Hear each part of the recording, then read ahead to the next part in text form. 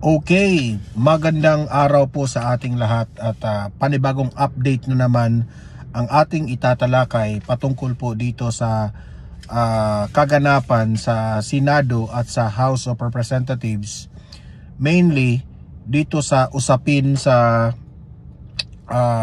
impeachment trial laban kay Vice President Inday Sara Duterte. Alam niyo naman na marami po ang mga sa kampo ng mga dilawan, sa kampo ng mga sa Akbayan, doon sa Makabayan Black, sa mga vloggers ng mga Marcos, vloggers ni Tambaluslos, galit na galit sila sa nangyari sa ginawa ng Senado, no? Noong ni-remand yung articles of impeachment pabalik doon sa House of Representatives. Ayan nga, nagpa-press conference na nga yung mga tuwadcom yung mga galamay ni House Speaker Martin Romualdez. Nagpa-press con na sila. Nagkandak pa sila ng mesa. Okay? Nagmas pa sila. Dala-dala nila itong isinauli na articles of impeachment, no? Marami nga ang mga natatawa doon. Bakit dinala nyo sa isang mass yung articles of impeachment, no? Na hindi naman maganda na dinala nyo yung pamumulitika, no? Sinama mo pa yung Diyos. At heto, itong una nating pag-uusapan, kayo na ang humusga, ha? Itong isang pare, no? I think this is the priest na nagmisa sa kanila, no? Si Father, itong pare na ito, nakita ko rin ito kasabay pinatawag sila ni former President Duterte doon sa Tuwadcom hearing patungkol po doon sa war on drugs. Itong si Father Flavie Villanueva, I'm not so familiar with him, pero ito yung nakita ko sa dilawan ito. Lagi ko tong nakita sa mga media, no? Flavie Villanueva. Imagine, ha, pari ka. Ikaw na pari ka, instead na ikaw ay you will serve the Lord and preach good news to the people, pero ang na-observe ko dito sa pare na ito ay lagi po siyang nakaabang sa away politika. Ngayon naman, nagkandak siya ng meron siyang mass kanina, ay nagpalabas siya ng kanyang saloobin. Kayo nang humusga kung tama ba itong ginagawa niya, kasi ipapakita ko sa inyo ang video na siya mismo, no? I think nagho-homily siya, no? Nag-homily siya. Pagkatapos binanggit niya na itong 18, no? Itong 18 na senador na bumoto na iparemand itong articles of impeachment, tinawag niyang mga Hudas. Kung ikaw ba naman matino kang pari ka, tatawagin mong Hudas itong 18 na senator?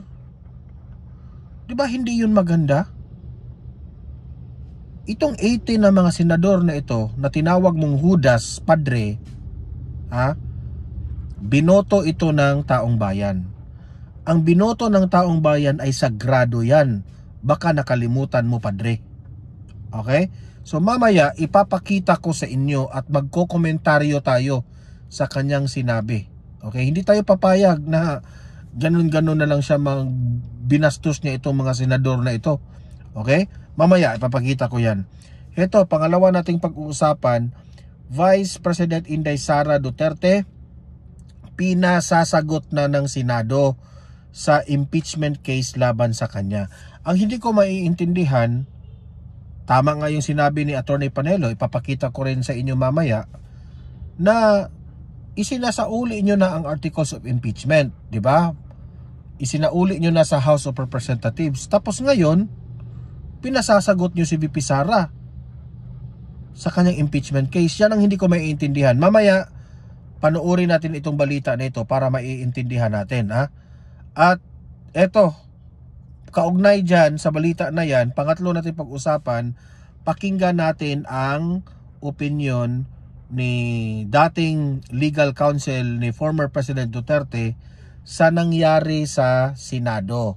At nagko-komentaryo din itong si Panelo patungkol dyan sa pinasasagot si VP Sara sa Senado sa impeachment case. Ang hindi niya maintindihan, isinauli na yung ano, di ba?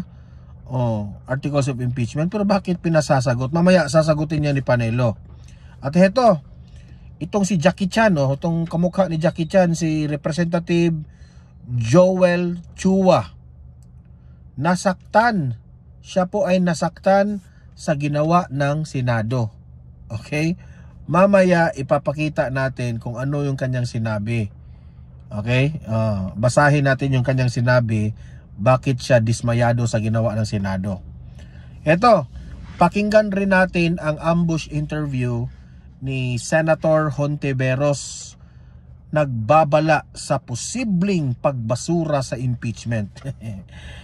Para sa akin yung pagsauli ng articles of impeachment, patungo na yun sa pagbasura. Mamaya pakinggan natin si Hontiveros. At last but not the least, pakinggan rin natin itong halos masuntok ni Robin Padilla, itong si Senator Joel Villanueva. Malinis raw di umano ang kanilang konsensya sa issue ng impeachment. Ayun naman pala, malinis pala yung konsensya nila. Kayo talaga, kayong mga taga House of Representatives, di ba? So yun po ang mga pag-uusapan natin. Pero bago ang lahat, bago natin ito pag-uusapan, help me po muna na i-like at saka i-share itong ating video para guys kakalat ito sa taong bayan. Okay? Sabay-sabay muna tayong mag-like and share sa Don Mar TV. 1, 2, 3, go. Ayan, thank you very much. And sa mga bago pa lang dito sa aking channel, mag-subscribe na po kayo para lagi kayong updated sa ating mga balita. And at the same time, ang inyong mga cellphones, ma-notify kayo kung meron tayong breaking news, meron tayong bagong uploads, o kung ang ating channel ay nag-live, ay malalaman kaagad ninyo. Kaya mahalaga po na mag-subscribe tayo sa Don Mar TV.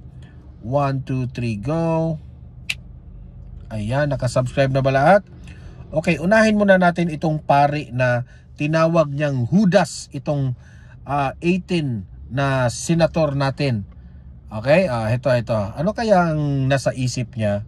Bakit nasabi niyang Judas? Ayan, si Father Flavie Villanueva. Kayo nang humusga ha. Play. Simula 2016, nakita natin kung paano winasa ang Teka, wait muna. Baka na, ayan.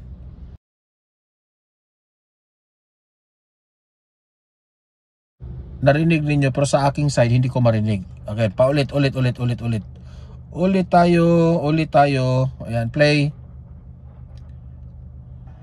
Simula 2016, nakita natin kung paano winasak ang tiwala, binaboy ang buhay, pinatay ang naghahanap buhay, binastos. Kasi ikaw, kinakampihan mo yung mga jadik. Kinakampihan mo kasi yung mga ginorgor ni former President Duterte, yung mga nang aabuso sa kanilang mga anak, sa kanilang pamilya, kasi lutang na yung utak. Yan ang hirap sa iyo, Father. Ako ayokong mangyari yan sa iyo, Father ha. Pero take for an example, Father, ikaw, yung pamilya mo, ginurgur dahil sa isang jadik na member of your family. Ano ka ba? Sasaya ka ba? Di ba? Alam ko, Father, na bawal yan sa Biblia na iba yung kumuha ng ating buhay, di ba? Bawal yan. Pero yung kay former President Duterte, hindi mo kasi gets ang kanyang advokasya. Ayon kay former President Duterte, mabuti na mabuti na lang yung gurgurin natin una itong mga jadik na ito kesa manggurgur pa sila ng mga inosenteng tao.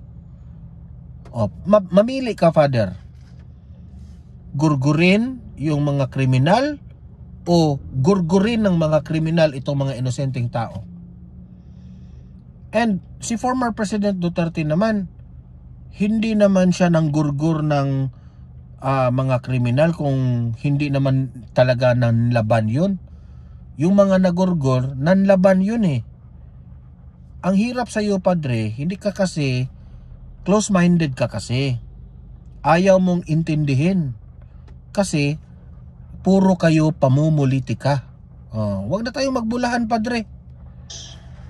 Ilang oras lang nagdaan ang saligang batas. Sila ay maari kong sabihing mga modernong pariseyo.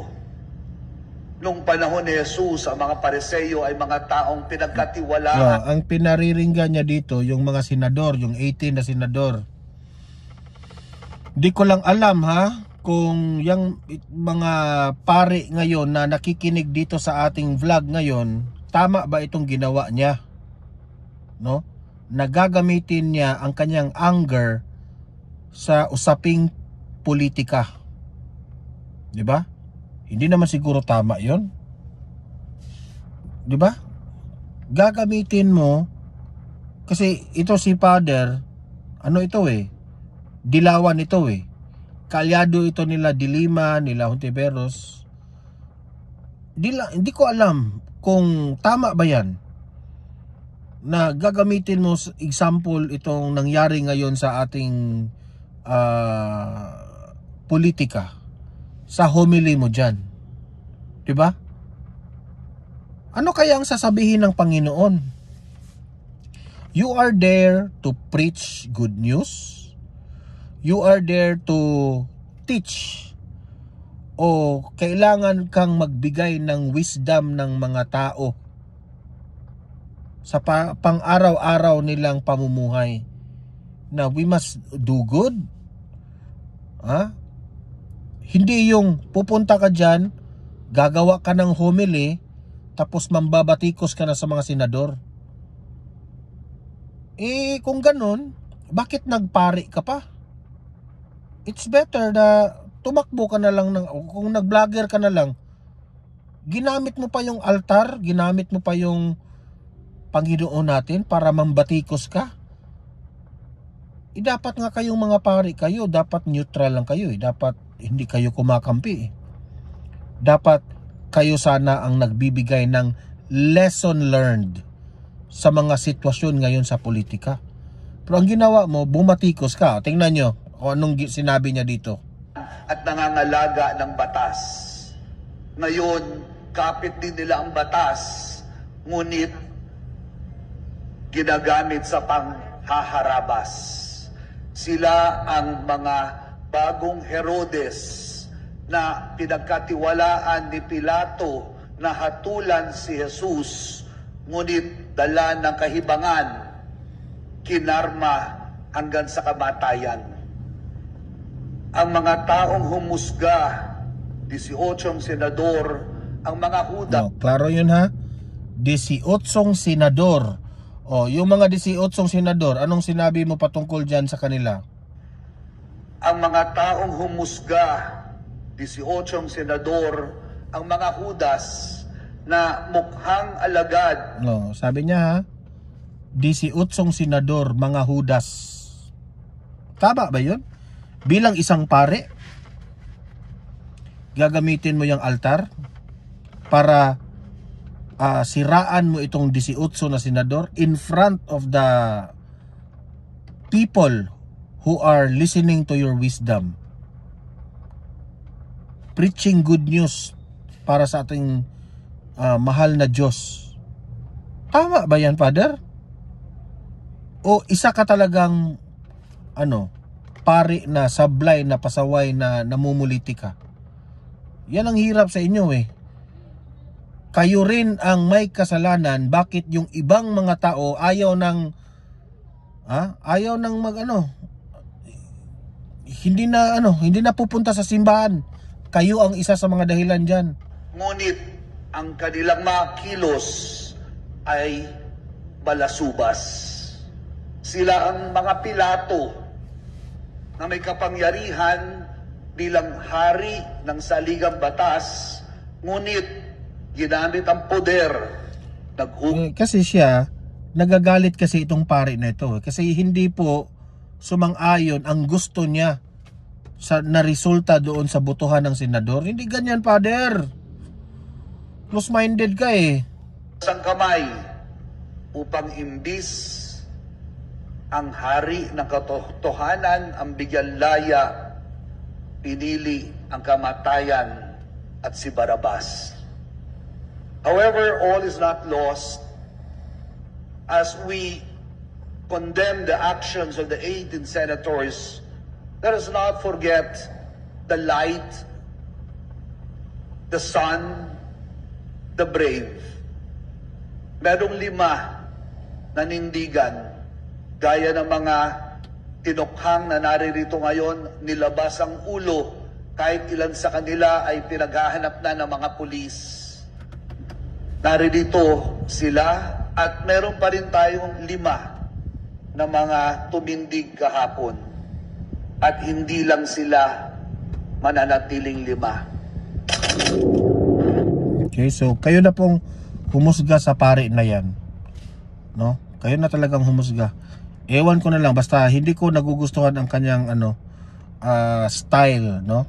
Hindi ko nagugustuhan.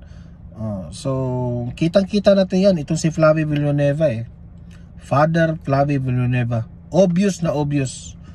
Bias rin Ngayon, pakinggan natin itong balita ng News 5 patungkol po dito sa impeachment. Update po ito sa mga anong ginawa ng Senado, anong ginawa ng House of Representatives, at itong nagtataka tayo bakit pinasasagot ngayon si VP Sara dito sa impeachment case. Okay? Ito, panoorin natin. Play. Binigyan ng 10 araw ng Senate Impeachment Court si Vice President Sara Duterte para sagutin ang articles of impeachment laban sa kanya. At live mula sa Senado, nangunguna sa balita. Ito yung pinagtataka ni Panelo. Isinauli yung articles of impeachment pero pinasasagot siya. What's your point, mga senador? Si News 5 Senate Correspondent Mean Los Baños.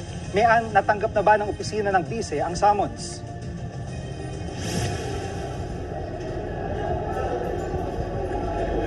Yes, Jiggy, natanggap na ng opisina ni Vice President Sara Duterte ang initial writ of summons ngayong araw din ng impeachment court. Nakapaloob dyan sa writ of summons na yan, una, kailangang sagutin ni VP Sara yung mga reklamo o akusasyon na nakapaloob sa 7 articles of impeachment na isinampa ng Kamara laban sa kanya. Kailangan niyang sagutin yan sa loob ng non-extendable 10 days. And then pangalawa, sa inuutos ng impeachment court, kailangang humarap ng Vice Presidente sa impeachment court sa petsa at oras na itatakda ng presiding officer. Samantala, nag-issue na rin ng order ang impeachment court o yung kautusan sa Kamara kaugnay pa rin sa napagkasundo ang motion kagabi na pinaparemand o ibinabalik yung articles of impeachment sa Kamara. At ang sinasabi ni Senate President Escudero, wala namang deadline kung kailan maghahain ng compliance ang Kamara sa mga hinihingi sa kanila. Pero kailangan nilang sumunod sa impeachment court dahil hindi pantay sa pagkakataong ito, hindi magkalibel ang impeachment court at ang prosekusyon. Narito ang bahagi ng pahayag ni Senate President Chis Escudero. Hindi kami magkapantay pagdating sa bagay na ito. Hindi ito House at Senate kung saan co-equal ang mga ahensyang yan. Wala sa lugar para sa akin ang Kamara na hindi sumunod sa ipinag-uutos ng impeachment court. At mayan ngayong pinaremand ng Senado sa Kamara, sa Congress, itong impeachment case. Paano yun? Meron pa ba silang jurisdiction dito?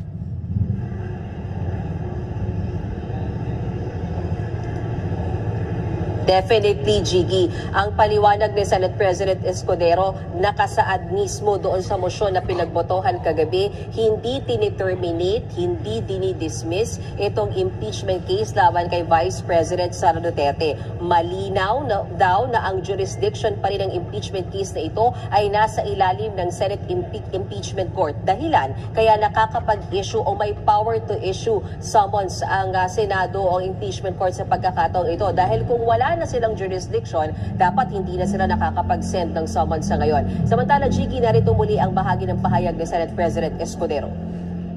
Walang nagsabing na wala ng jurisdiction. Siguro hindi rin panawagan ko dun sa 5 kasamahan naming dakdak pa rin ang dakdak sa dismissal. Nakalagay doon, without dismissing, without terminating. The impeachment court retains its jurisdiction. To my mind, that's why we issued summons. At doon sa mga nagsasabing mas naantala pa ngayon yung proseso dahil nga binalik sa Congress itong impeachment, articles of impeachment.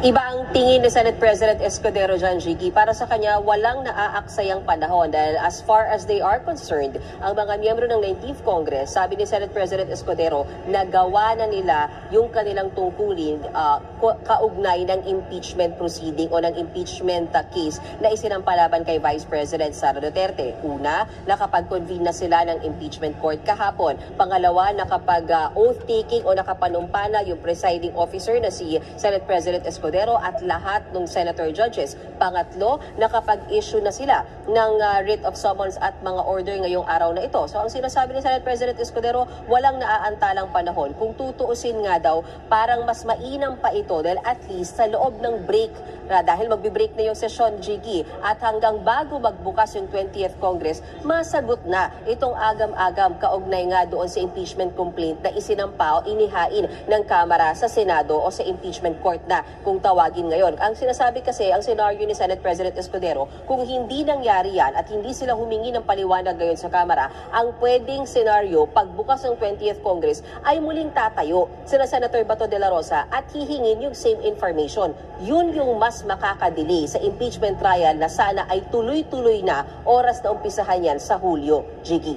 At panghuli na lang, Mayan, ang gusto ng mga kalaban ni VP Sara ay proceed. Ang gusto naman ng kakampi niya ay dismiss. Pero ang nangyari, remand. So, nagulat ba yung minorya sa kinahantungan ng articles of impeachment?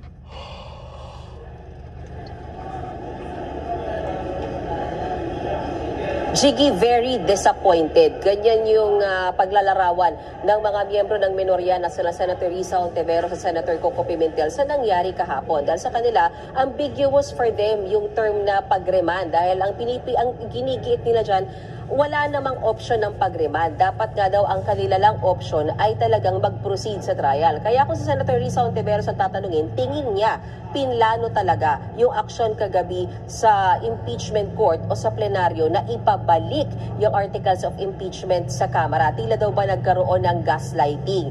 Pero Senator Bato de la Rosa, sabi niya talagang may plano sila kung ano yung motion na iaangat nila kahapon sa plenaryo. Pero nanindigan siya, hindi yan scripted. Narito yung bahagi ng pahayag ni Senator Risa Hontiveros at Bato de la Rosa. I'm disappointed at the turn of events. Sabi ko nga kagabi, diba? Sorry in my face. Parang may gaslighting na nangyari. Hindi kaya gumamit ng iba't ibang mga salita para malito tayo. Na sabi nila, hindi ibig sabihin dismissed. Pero sa mga sumunod na manifestations ni na senators, judges, Marcos at De La Rosa, kanila ring understanding at tumalabas na intensyon na suspended at saka dismissed or wala na tayong jurisdiction. Alam, mag-prepare ka talaga. Alam ka hindi pa ready. Mapapagbuka ka tanga dyan. Kung patayo-tayo ka, wala ka. Hindi mo alam sabihin mo. Pero scripted. Magsuntukan na nga si Senator Robin Padilla at saka si Senator Joel Villanueva. Yun ang script na gusto nyo. Suntukan. At yan po ang ulat ni Mayan Los Baños live mula sa Senado. So, yun ang nangyari. Dismayado sila doon. So, si Hontiveros very disappointed sila, di ba? Ang nakalimutan siguro ng mga taga House of Representatives ay naging impeachment court na ang Senado, di ba? Kahit nga sabihin ni Chis Escudero na hindi pa ito dismiss, okay? Para bang ibig sabihin may depekto yung pag-file ng articles of impeachment ng HOR. May nakita silang depekto, may nakita silang inconsistency siguro o lapses, kaya nila pinababalik. 'Di ba? Pumalag sila doon eh. 'Di ba? Pumalag sila doon. Kaya nga sabi ni para sa akin malabo na itong malabo itong mapunta sa 20th Congress. Tingnan lang natin kung aabot ba ito doon. Okay? Dito naman tayo sa kay Panelo. Okay, pakinggan natin itong si Panelo. Siyempre magaling itong si Attorney Panelo sa mga ganito ha. Batikang abogado ito, so alam ito ni Panelo. So let us hear from Panelo ha sa kanyang programa kung ano ang masasabi niya dito. SMNI. Ano po masabi dito, Attorney? Isauli ito ay sina Senador Coco Pimentel, Risa Hontiveros, Nancy Binay, Grace Poe at Sherwin Gatchalian. Ang motion ni De La Rosa na ibasura ang impeachment ay sinuportahan ni Senator Bongo at Padilla na nagsabing mas dapat pagtuunan ng pansin ang mga panukalang batas kaysa sa mga isyong politika. Pero sa huli, ang mungkahi ni Senator Alan Peter Cayetano na isauli na lamang sa Kamara ang kaso ay siyang pinagtibay. Ano po masabi dito, Atty.? Wala. Parang nagiging circus na sila. Unang-una, ipinalik sa House of Representatives yung impeachment complaint. But at the same time, pinasasagot na nila si Inday Sara. Bibigyan na ng summons. Kaya akala ko mo pinabalik nyo. Bakit pinapasagot nyo? Di yung madaling sabi, wala pa nga complaint dahil pinapabalik nyo. Dahil meron tayong mga hinihinging mga deklarasyon galing sa kanila. Ang nakakatawa pa, yung hinihingi nilang deklarasyon sa House of Representatives, sinasabi nila na kailangan sabihin nyo sa amin na wala kayong nilabag. Alam ka naman sabihin sa inyo ng House of Representatives na meron silang nilabag. Correct. Kaya nga pinail, as far as they're concerned, wala silang nilabag. So, kalokohan yung hinihingi nyo sa kanila. Pangalawa, gusto nyo ng deklarasyon galing sa 20th Congress na itutuloy nila. Paano sila ba? Hindi pa nga sila nauupo eh. Ay, nako, yan ang problema pag ang mga miyembro ng Senado ay hindi mga abogado. Nakalimutan na rin nila yung kanilang mga pagpapractice. Kaya nagkaloko-loko na yung kanilang mga argumento, mga galaw. Ang gulo nila. Correct, Attorney. Actually, Attorney, meron nga po dito yung sabi po ni Justice Carpio sa isang media interview na it can cross over because sa 20th it can cross over because the Constitution says the public official shall at all times be accountable to the people. At all times means a legislative calendar cannot extinguish accountability. At all times means it can cross over the succeeding Congress, and that has been the case in the U.S. Patungkol naman dito dahil suportado po ng ating inaasahan po ng ating Pangulo na may pagpapatuloy po ito, may tatawid to sa 20th Congress. Tama yung sinasabi ko.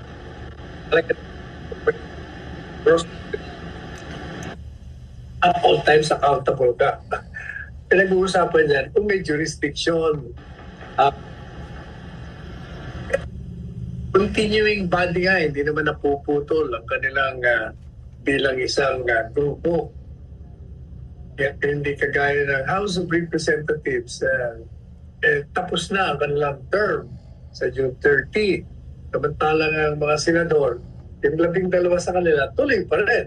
Correct. Kaya talagang pwedeng mag-crossover. Ang naging problema talaga nila,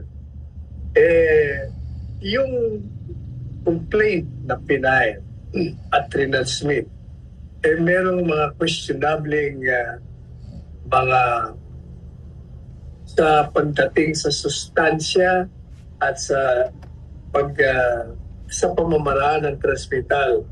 Kaya questionable. Kaya nga, sabi ko noon, kung merong ganong constitutional infirmities, pwedeng i-dismiss yan. Of course, ang feeling naman ng iba, ay hindi po pwedeng i-dismiss. Sabi, ang hukuman, impeachment court, ay dinggin. Tama, dinggin. Kung nasa ulog yung impeachment, ang problema nga, may mga question Nasa Korte Suprema na nga yung mga legal issues na yun Kaya, dapat maghintayin na lang muna sana sila kung ano sasabihin ng Korte Suprema. Kung tama yung impeachment kompleto, hindi. Although meanwhile, pwede naman sila magdesisyon on their own. At kung hindi sang-ayon yung isa, dalawa, tatlong miyembro, pwede sila pumunta sa Korte Suprema. Ang bottom line dyan, yung impeachment na yan, sa ngayon, hindi muna gagalaw. Ni Attorney Sal, nilinaw ni Escudero na ang pagkakapadala ng kaso sa Rules Committee ay seremonyal lamang at hindi ito paraan para patulugin o pigilan ang kaso. Bilang presiding officer, tiniyak niyang hindi niya hahayaan ang ganitong teknikalidad na maging balakid sa pag-usad ng impeachment court. So, ako ang teknikalidad. Kasi ang original ay dismiss. Pero nagkaroon ng mga argumento, katwira na teka muna, ba't natin i-dismiss? Baka natin alam.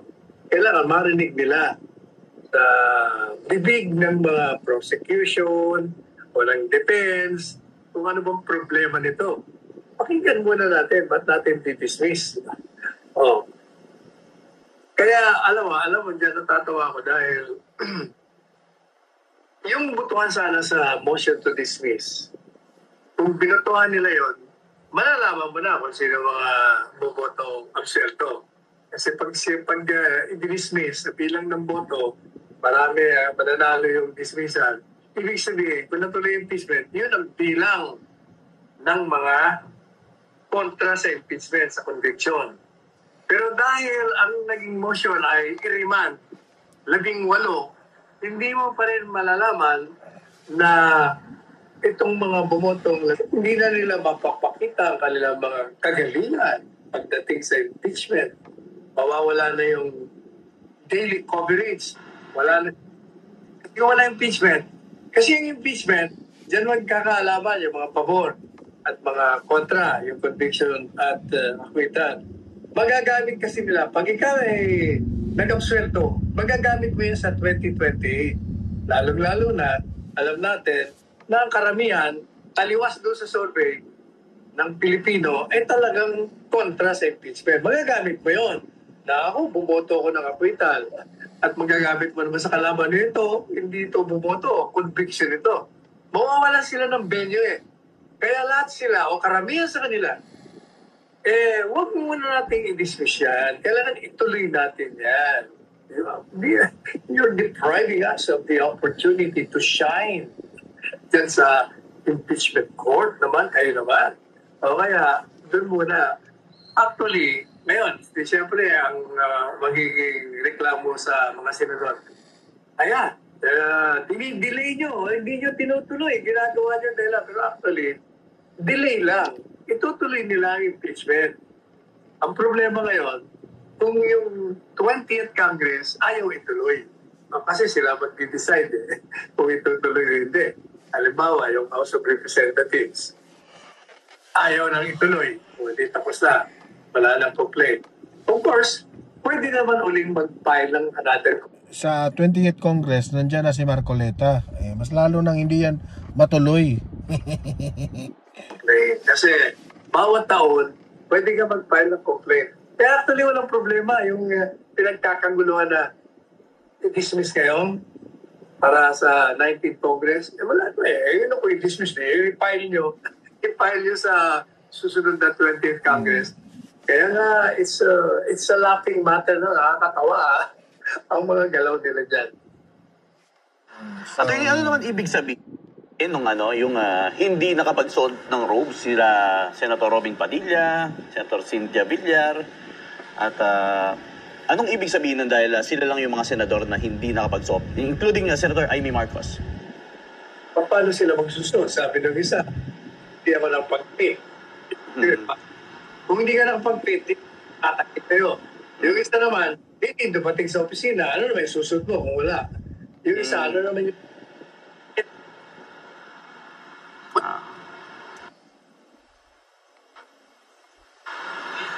Alright. Putol-putol kasi yung sounds ni Panelo.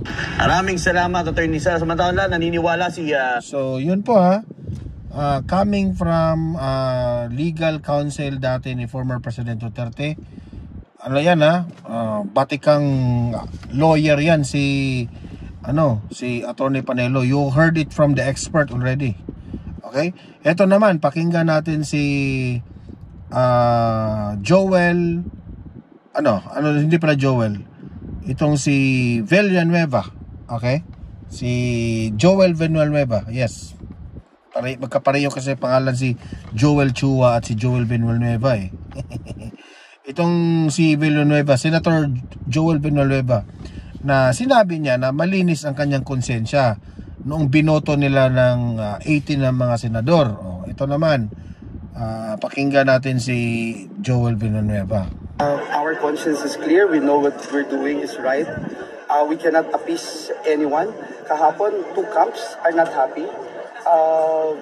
The first camp who made the motion, they were so shocked to feel na bakit nag-i-issue ng summons. If you recall, nasa record naman and in the sidelines. And then on the other end, yung gusto ng magtuloy ng impeachment trial ay hindi din gusto yung naging desisyon ng korte, because that's already the decision of the court. So if you can see both sides, parehong hindi happy So perhaps we're doing the right thing. And one more thing. What is our goal in this 19th Congress? What is the goal of the 19th Congress? From the very start, we have already decided na definitely the trial will proceed during the 20th Congress, right? I think all of us, you have heard about it so many times. But, ano yung goal ng 19th Congress? Ano yung pwedeng magawa? Makapag-issue ba ng summons? Maayos ba yung rules? Makapag-constitute ng impeachment court? Makonvene ang impeachment court? So, yun naman yung kay Joel Villanueva. Okay, ito, panoorin muli natin itong kay Hontiveros. Okay, Hontiveros naman, play. I'm disappointed at the turn of events. Sabi ko nga kagabi, di ba? So read my face. Parang may gaslighting na nangyari. Hindi kaya gumamit ng iba't ibang mga salita para malito tayo.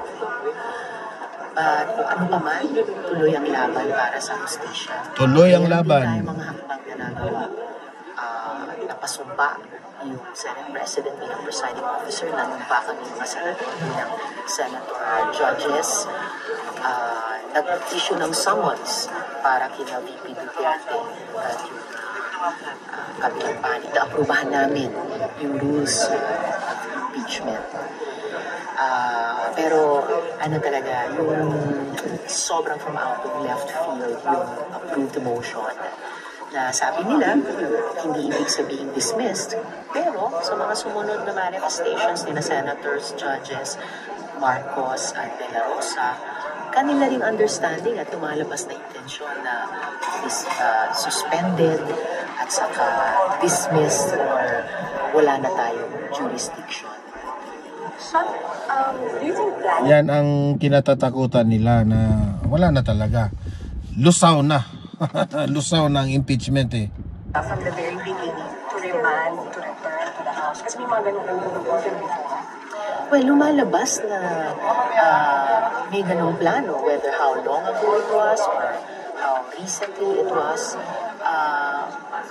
nag-materialize dun sa proposed motion nila na babala na namin ni Senator Judge Pimentel. Masyadong maraming dangerous words subject to interpretation at saka ambiguity. So was there parang play yung nangyari kahapon that resulted to this?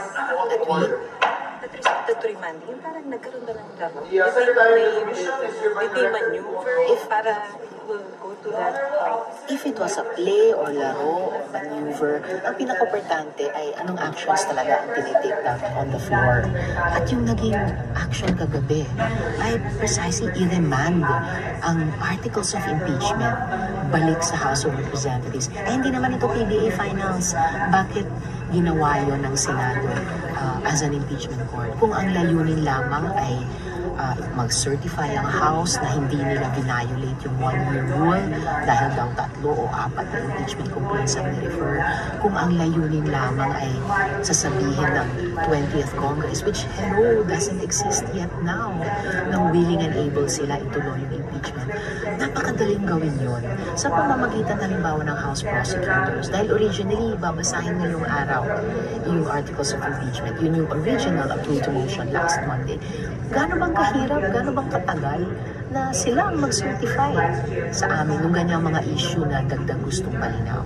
So, pwede ba mag-salvage? Hindi magagawa pa mag-salvage? Ang ugali namin, tuloy ang laban para sa hustisya.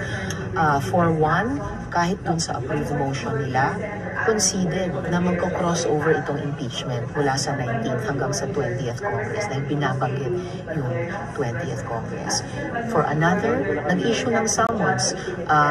As we speak, perhaps, siniserve na ni Senate Sergeant at Arms yung summons kay VP Duterte and sa kanilang panel.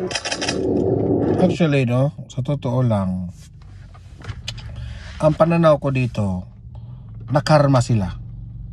Ito gagawa ako ng konklusyon. Sa basing sa narinig ko sa iba't ibang interview ng mga senador at yung mga House of Representatives, nakarma sila dahil unang-una, nung pag-file ng impeachment complaint doon sa Senado ng mga taga House of Representatives, we all know na yun ay pamumulitika, di ba? Pamumulitika. Imagine, sobrang dami po ng problema ng Pilipinas na dapat natin, yun sana ang i-question natin, yung sa GAA, PhilHealth, flood control projects, mismo yung confidential funds ng Pangulong President of the Philippines. Mas malaki yung confidential funds ni Bongbong Marcos. Bakit hindi nila ininvestigahan? Mas ininvestigahan pa nila itong CVP Sara, di ba? Tapos file pa sila ng impeachment complaint. So it's clear and very obvious na lahat ng yun ay pamumulitika. Pinopolitika nila si VP Sara. Now, ang nangyari ngayon, nakarma rin sila. Kasi pinopolitika nila si VP Sara, ngayon, yung nangyari na 18-5 na butuhan na para isauli yung articles of impeachment with the legal term na remand, yun rin ay pamumulitika. Politika nga ito lahat. Dahil sinimulan nyo ng pamumulitika, ayan, nakarma rin kayo ng pamumulitika. Okay? So, yun po ang konklusyon natin dyan. So, kayong mga audience ko dito sa Donmar TV, libre po kayong mag-comment, mag-react sa mga pinanood natin, no? At usap-usap tayo sa comment section. Okay? Don't forget, i-like at saka i-share itong video na ito para kakalat ito sa taong bayan. And sa mga bago pa lang dito sa aking channel, mag-subscribe na po kayo dito sa news channel natin. Okay? Meron tayong pangalawang channel, Donmar TV, Balitang Totoo. Mag-subscribe rin kayo doon. Ang daming mga updates doon na hindi nyo makikita dito sa main channel natin. Okay? So sa mga audience ko dito sa Donmar TV, see you in my next video. See you in my next live. Have a great day. Have a great night. And God bless po sa ating lahat. Mabuhay ang Pilipinas and God save the Philippines. Bye-bye.